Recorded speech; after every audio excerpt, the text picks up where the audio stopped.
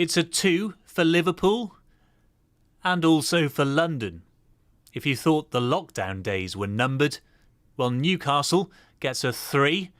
Cornwall, one of the few places to escape with a 1, as the majority of England now counts the cost of tougher tiers. This evening, the Prime Minister justified the price by warning of the alternative.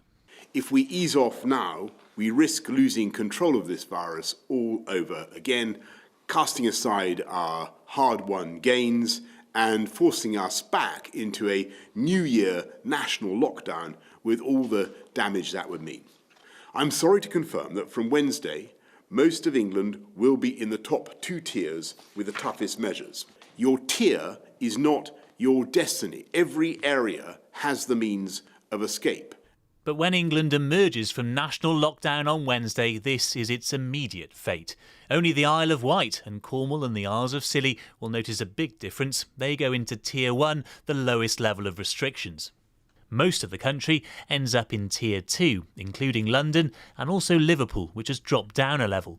But much of the North West stays in Tier 3, including Greater Manchester, as well as large swathes of the Midlands, including Birmingham. The North East, including Newcastle, moves up, as well as in the south, Bristol, while Kent shoots from Tier 1 to Tier 3. Conservative MPs there have joined a growing number across England who feel no restriction in demanding more evidence for their constituents. Like this, the decision that's been made just doesn't make sense to them, that that in their area the infection rates are lower than they are in some Tier 2 authorities, but yet all of a sudden we've gone from being Tier 1 before lockdown to Tier 3 now. And I think people are right to ask those questions about why this decision's been made. In the north of England, the Christmas lights are already outshone by the giant warnings. In some parts, restrictions have been in place since summer. They won't be reviewed for another 2 weeks. We're dismayed by the lack of additional funding for businesses in Tier 3. We feel devastated by the lack of support that businesses are getting at this moment in time. And of course, so many jobs are dependent on the businesses that are affected by this.